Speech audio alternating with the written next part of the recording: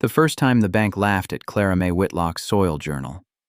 She was sitting under fluorescent lights with mud still dried along the cuffs of her jeans. Martin Voss, the regional loan manager, tapped the brown cloth notebook with one finger like it might stain his desk. "Mrs. Whitlock," he said, smiling for the two men beside him. "We can't refinance a farm based on weather notes and dirt memories." One of them chuckled. Clara did not. That journal had 27 years of rainfall, root depth, mineral stains, spring seepage, crop failures, and one strange black clay line her father had circled before he died. The bank called her valley underperforming. They valued it like tired land. 3 weeks later, a university soil scientist stood in that same valley, holding Clara's journal with both hands, and whispered, "Do you know what this proves?" By sundown, the land they wanted to take was worth millions. My name is Clara May Whitlock, and I have spent most of my life with dirt under my nails. Not the pretty kind people put in garden magazines, real dirt, heavy clay that sticks to your boots, loam that smells sweet after rain, pale dust that tells you the corn is thirsty before the leaves curl. My father used to say soil had a language, but it talked slow, so most people got bored before it finished a sentence. Our farm sat in Bellwether Valley, Kentucky, between two low ridges where fog gathered in the mornings like an old quilt pulled over the fields. We had 83 acres, one white farmhouse, one tobacco barn patched with mismatched tin, and a creek that ran clear except after hard storms. It was not rich land by a banker's eye. That was the problem. To Martin Voss at Farmers and Valley Trust, our place was numbers on a screen, declining yield, aging equipment, high debt ratio, limited collateral upside. He did not see my father kneeling beside a row of beans, rubbing soil between his fingers like a man reading scripture. He did not see my husband, Will, fixing the hay rake with baling wire and a vocabulary the church ladies would not have approved of. He did not see the way this valley held water in dry years when farms 10 miles west went brittle. Will had been gone 4 years by then. A tractor rollover took him in late September, right when the goldenrod was high and the evenings smelled like cut hay. After that, people were kind in the way.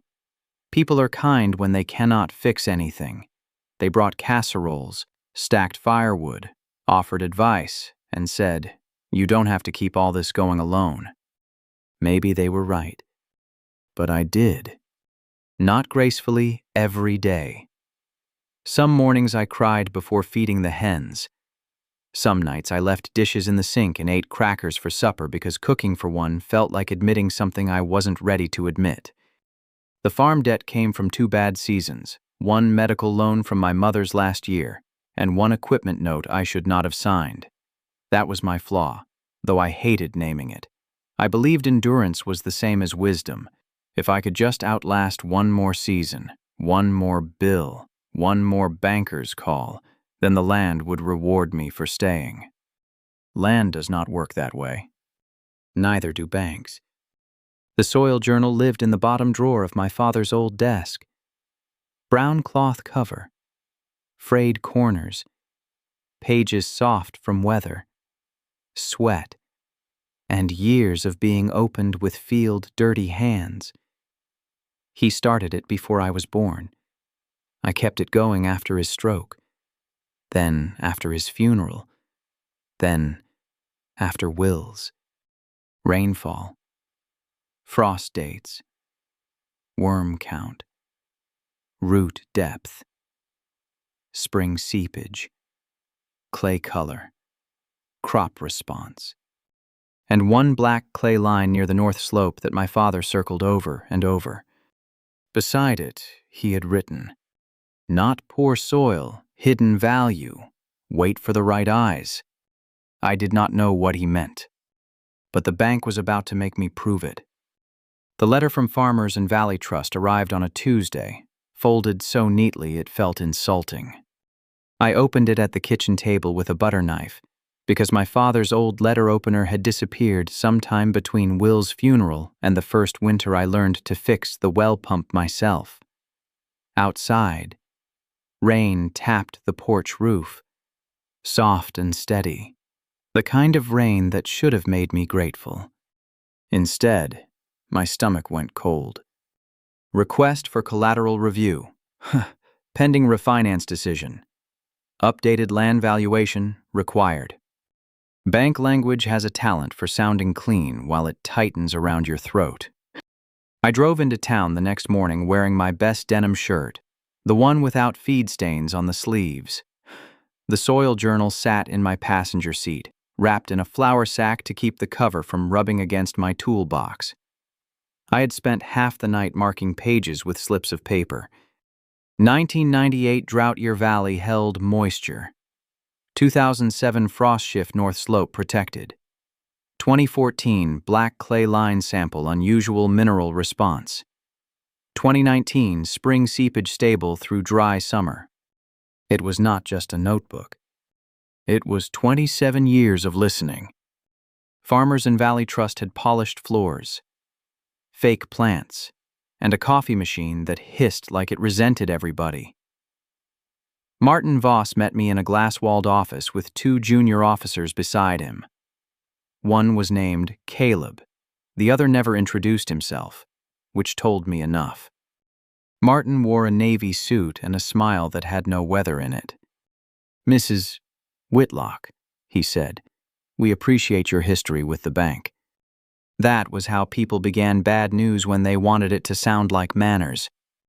He slid a printed valuation across the desk. I read the number once, then again. It was less than half what my father had always said the valley was worth. "That can't be right," I said. Martin folded his hands. "The appraisal reflects recent yields, regional sales, and development limitations. You didn't account for the lower basin soil." "The what?" I opened the journal. The cloth cover made a faint rasp against the desk. Martin's eyes flicked down, and something in his face changed. Not curiosity. Amusement. "My father tracked this valley for decades," I said. "The soil holds differently than the county classification shows. There's a mineral band under the north slope, and the water table." Caleb gave a small cough into his fist. The unnamed officer looked at the window. Martin tapped the journal once with his pen. "Mrs. Whitlock, I don't doubt your father was diligent, but we can't refinance a farm based on weather notes and dirt memories." The words landed softly. That made them worse. I should have asked for a formal review. I should have requested their soil consultant's name. I should have made them copy the pages I had marked. Instead, heat rose behind my ears, and pride stood up before wisdom could get its boots on. I closed the journal. My father knew more about that valley than this whole building. Martin's smile thinned. "That may be, but the building holds the note." There it was, the knife under the napkin. I walked out with the journal under my arm and no review request on file. By the time I reached my truck, my hands were shaking so hard I dropped the keys in a puddle. And behind the bank's tinted windows, men who had never turned soil were deciding what mine was worth. For 3 days after that meeting, I let anger do the thinking. That is never a cheap mistake. I worked like a woman trying to outrun humiliation. I patched the west fence, cleaned the calf pen, changed oil in the old Massey tractor, and answered no calls I did not recognize. Every time the bank number flashed on my phone, I turned it face down on the kitchen counter. The soil journal stayed on the table. I told myself I was protecting it. Truth was, I was sulking beside it. On Friday morning, a certified letter arrived from Farmers and Valley Trust. The mail carrier, Luann, stood on my porch in her blue rain jacket, holding the clipboard like she wished it belonged to somebody else. "Clara," she said, "you don't have to open it while I'm standing here. I know what it says." Still, her kindness made my throat tighten worse than cruelty would have. After she left, I slit the envelope with a paring knife. Notice of intent to accelerate note. 10 business days to provide acceptable collateral plan. 10 business days. That was banker language for the ground shifting under your feet. I sat down slowly, and the chair leg scraped across the kitchen floor. The sound was ugly and sharp. Outside, wind moved across the valley, bending the pasture grass in long gray waves. That afternoon, my neighbor Raylene Pike came over without asking, which was her habit and sometimes her gift. She was 68, widowed twice, and wore men's work shirts. Because, as she put it, women's pockets are a joke told by people who never carried pliers. She read the letter once. Then she looked at me over her glasses. Did you request an independent soil valuation? No. Did you file a written objection? No. Did you at least ask who's sniffing around the land? I looked up. What? Raylene's mouth got small. My nephew works county records. Said an investment group pulled parcel data on half this valley last month. The room went quiet. Not peaceful quiet. The kind with teeth. I reached for the soil journal, but Raylene put one hand on top of it. Clara May, she said, softer now. Your daddy's notebook may be right, but if you keep carrying it like a wounded animal instead of evidence, they'll bury you with it. I wanted to snap back. I wanted to tell her she did not understand what it felt like to sit in that glass office while men smiled at your father's life work. But she did understand. That was the problem. So I said nothing. Raylene took her hand away. There's a soil science department at Western Kentucky State. Call them. I don't know anybody there. Then start not knowing them by phone. That was Raylene. Comfort with elbows. After she left, I opened the journal to the black clay pages. My father's handwriting slanted harder near the end of his life, but the entries were still careful.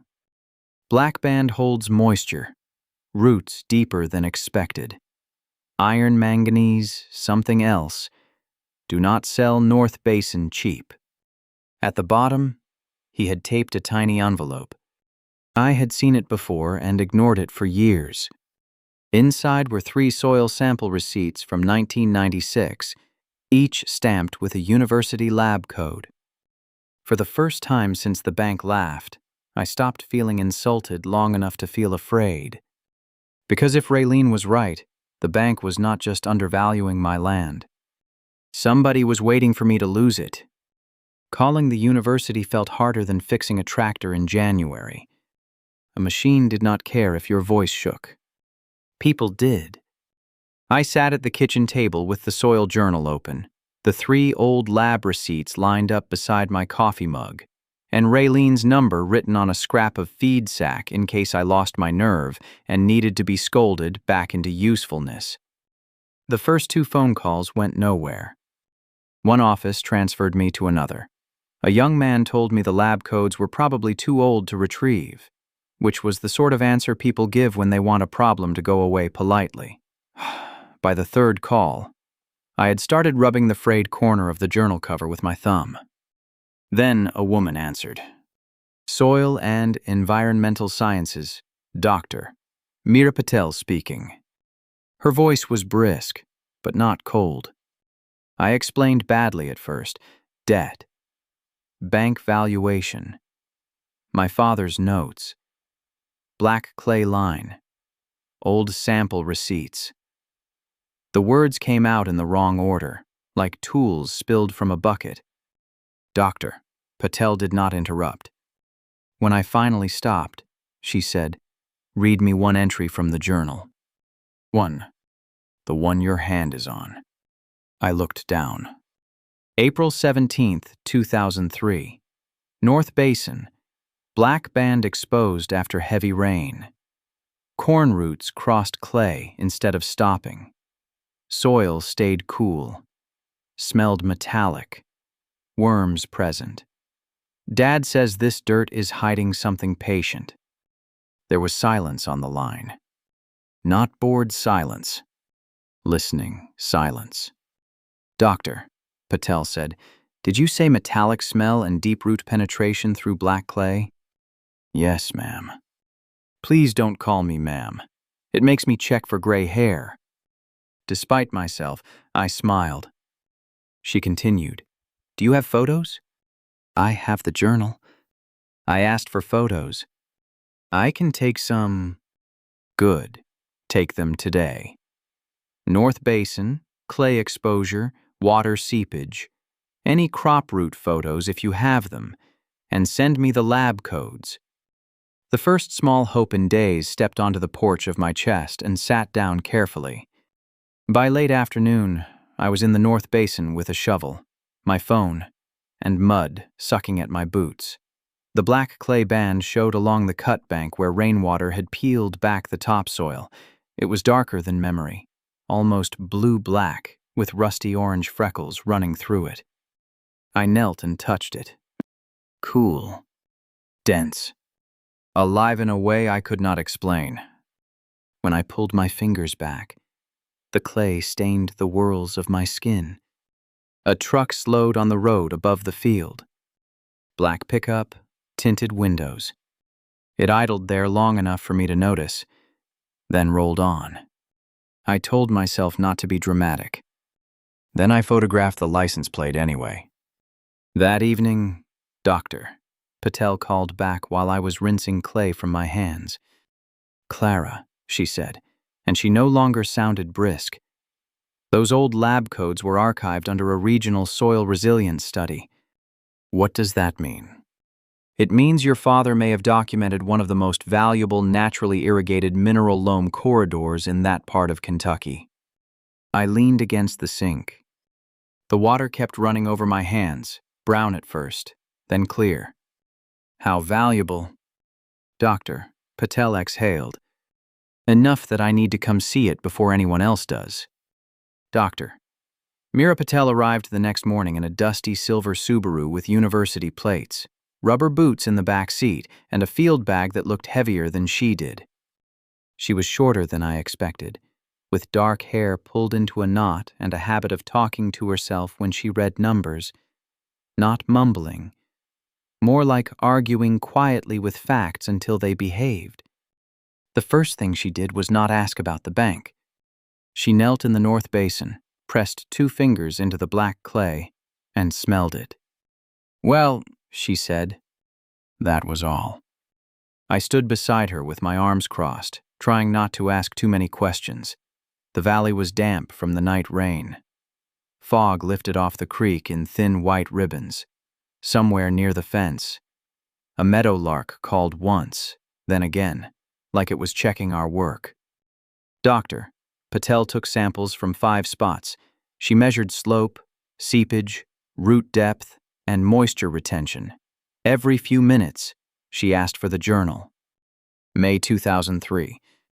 I opened it. August 2012. I turned pages. First frost shift, any year before 2010. I found 3 entries.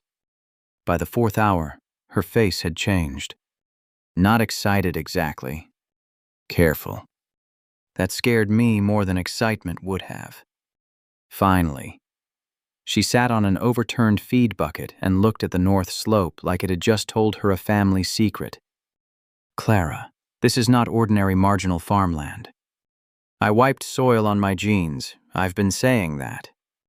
No. I mean scientifically. Your father's journal tracks a mineral-rich loam corridor with unusually stable subsurface moisture. That kind of data over 27 years is rare.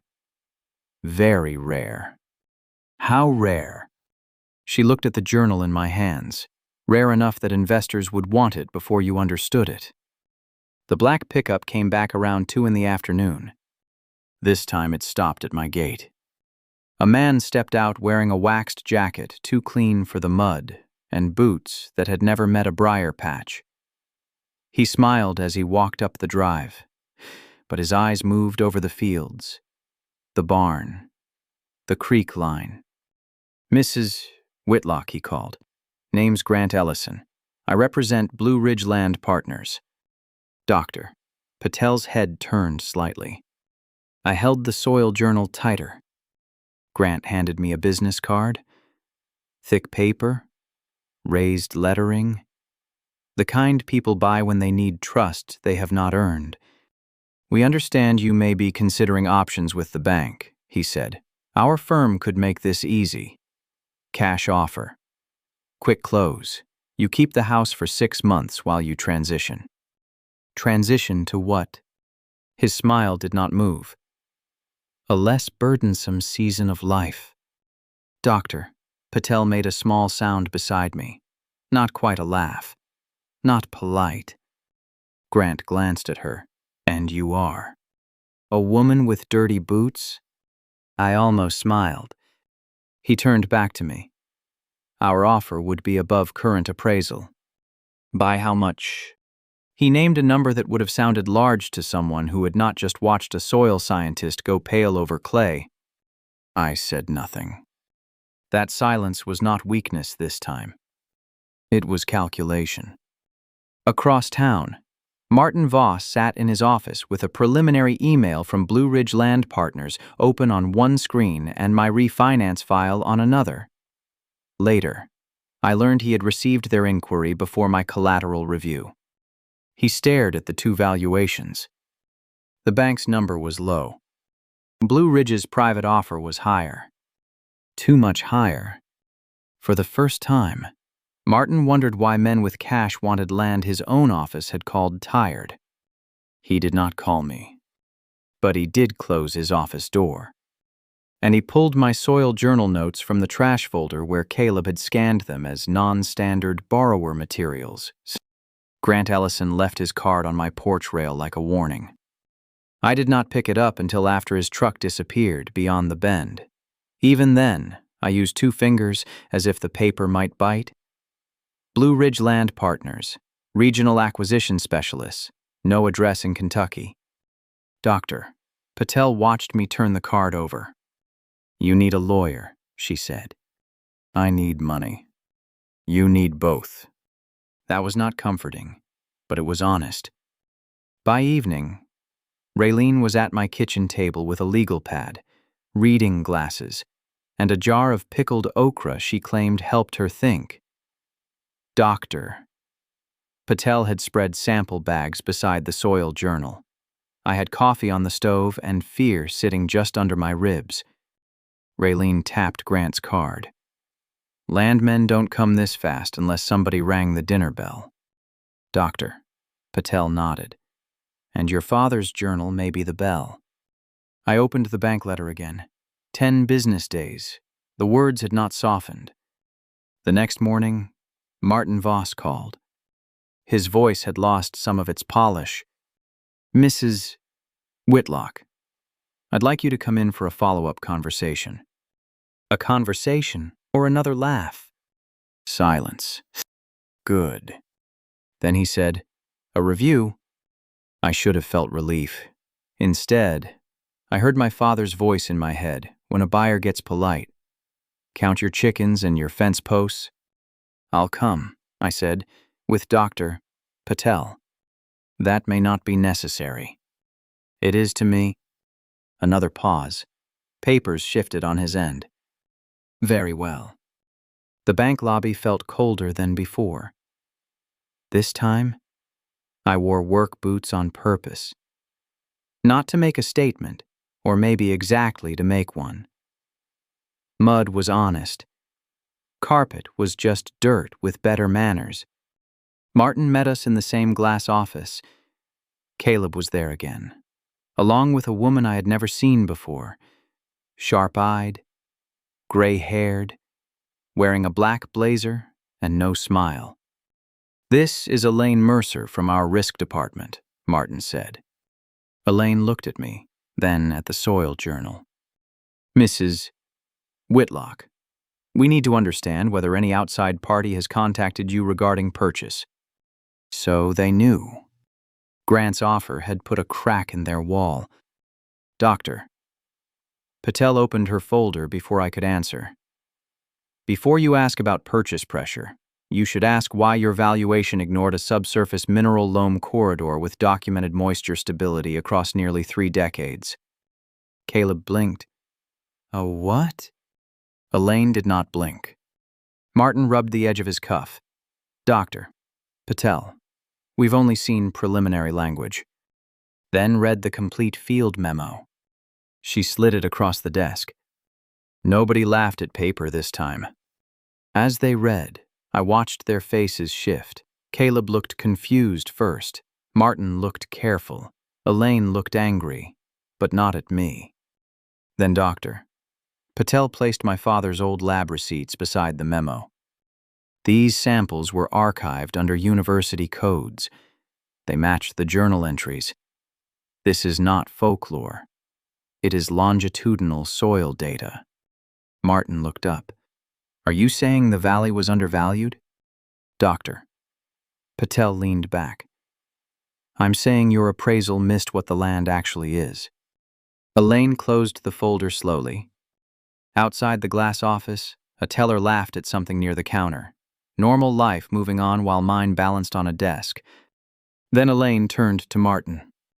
Who ordered the restricted appraisal model? Martin's face changed. Not much. Enough. And I understood that the bank's mistake might not have been a mistake at all. Elaine Mercer did not raise her voice. That made the room feel smaller. She turned one page of Dr. Patel's memo, then another, with the careful anger of someone counting every place a process had been bent. Martin, she said, answer the question. Martin looked through the glass wall toward the lobby, where ordinary people were depositing paychecks and asking about debit cards, unaware that a valley was being weighed behind a closed door. The restricted model was requested by commercial lending, he said. Elaine's eyes did not move. Requested by whom? He swallowed. Blue Ridge Land Partners submitted a development interest inquiry. We treated it as market context. Doctor. Patel's hand went still on the table. I felt Raylene's warning come back to me. Somebody rang the dinner bell. Elaine closed the folder. You used a buyer's interest to justify a lower agricultural risk posture. Martin's jaw tightened. The land had poor yield history. Because you ignored the soil data, Doctor, Patel said. Caleb shifted in his chair. We didn't ignore it. It wasn't standard. I looked at him then. My father's handwriting wasn't standard enough for you. His face flushed. Martin said, Mrs. Whitlock, this is more complex than... No, I said. Only once. I had learned not to spend strong words cheaply. The room went quiet. I opened the soil journal to the page my father had marked with the black clay line. The paper had softened at the corner from years of his thumb and mine. I laid the old lab receipts beside it. Then, Doctor. Patel's memo. Then the bank's appraisal. 3 versions of the same land. Only one had listened. Doctor. Patel leaned forward. Let me put this plainly. Bellwether Valley contains a rare combination of mineral-rich loam, natural subsurface moisture retention, and long-term resilience data for specialty seed development, regenerative agriculture research, protected water-smart farming, and high-value crop trials. This land is not marginal. Elaine asked, estimated value. Doctor. Patel slid the final page across the desk. No one spoke while Elaine read it. Martin read over her shoulder. Caleb stopped breathing loudly. The number at the bottom was not a little higher. It was not politely higher. It was the kind of number that made the bank's appraisal look less like caution and more like hunger. Elaine looked up. Millions. Conservatively, Doctor, Patel said, and that excludes research partnership value. For a moment, I heard only the hum of the lights and my own pulse in my ears. Millions. Not because the valley had changed. Because somebody finally saw what had already been there. Elaine stood. The foreclosure action is suspended immediately. The valuation will be withdrawn. We'll commission an independent review using full soil, water, and historical data. Martin's face had gone pale. And Blue Ridge, I asked. Elaine looked at him. Not me. All communications will be audited. That was the first time Martin looked truly afraid. Not embarrassed. Afraid. I gathered the soil journal slowly. My hands were steady now. As I stood, Martin said, Mrs. Whitlock, I regret that the bank failed to give proper weight to your materials. I looked at the brown cloth cover in my arms. You didn't fail to weigh them, I said. You laughed before you lifted. Nobody answered. Outside, the valley waited under a gray Kentucky sky, worth what it had always been worth. The bank did not announce its mistake with trumpets. Banks prefer quiet corrections, quiet letters, quiet phone calls, quiet language that makes wrongdoing sound like weather. But Bellwether Valley was not quiet. By the next morning, Raylene had told 3 people at the feed store, 2 at the post office, and 1 man at the gas pump who had not asked but received the full sermon anyway. By noon, half the Valley knew Farmers and Valley Trust had suspended foreclosure and ordered a new appraisal. By supper, everybody knew why. Martin Voss called me at 4 o'clock. Mrs. Whitlock, he said, the bank would like to meet formally with you. Dr. Patel and our review board tomorrow morning. Will there be laughter this time? A pause. No. That was all I needed to hear. The meeting was held in the larger conference room upstairs, the one with a long walnut table and framed photographs of local farms on the walls. Mine was not among them. Elaine Mercer chaired the review. Martin sat beside her, wearing the same navy suit but none of the shine. Caleb kept his eyes on his notepad. Doctor. Patel placed her field report on the table. I placed the soil journal beside it. Not under it. Beside it? Elaine opened with the facts. The appraisal had been withdrawn. Blue Ridge Land Partners had contacted the bank before my collateral review. Their communications were now under internal audit. My foreclosure deadline was canceled pending a complete independent valuation. Then she turned to me. Mrs. Whitlock, this institution mishandled your file. Martin looked down. Elaine continued. More specifically, your soil journal was dismissed as informal because it did not resemble the kind of documentation we were used to receiving. That was a failure in our process. I looked at Martin. Elaine did too. He cleared his throat. When you brought the journal to my office, he said, I treated it as sentimental material rather than evidence. I made a comment about dirt memories. I allowed others in the room to laugh, and I did not request a formal review. His voice tightened, but he kept going. After reading Dr. Patel's report and your father's archived lab records, I understand that the journal contained long-term soil data our valuation should have considered from the beginning. I was wrong to dismiss it. I apologize. It was specific. Not pretty, not warm. Specific. That mattered more. Doctor. Patel tapped one finger on the journal. For future reference, long-term field observation is data. It just has mud on it. Raylene, who had invited herself as my unpaid witness with opinions, whispered, put that on a plaque. I nearly laughed. Elaine slid a document toward me. The bank would pause all adverse action, pay for the independent valuation, cover university testing costs, and remove the restricted appraisal from my file. They would also notify every landowner in Bellwether Valley whose parcel had been reviewed under the same model. That last part made the room shift, because this was no longer just about my farm. It was about every neighbor who had been told their land was tired, ordinary, worth less than the paper saying so. When I walked out, the soil journal was still under my arm. Only now, nobody looked at it like a widow's notebook. They looked at it like a record that could change the price of a valley. The new valuation took 6 weeks. 6 weeks is a long time when you are waiting to learn whether your life has a floor under it. I still fed calves, checked fences, paid what bills I could, and woke before dawn with my mind already counting numbers. Fear does not leave just because people admit you were right. It only changes rooms. Doctor. Patel's team came twice more. Walking the North Basin with probes, sample tubes, and the kind of careful excitement scientists try to hide badly. They mapped the mineral loam corridor across my farm, Raylene's lower pasture, the old Dawson place, and 3 parcels whose owners had nearly signed with Blue Ridge. The final report did not call Bellwether Valley magical. I appreciated that.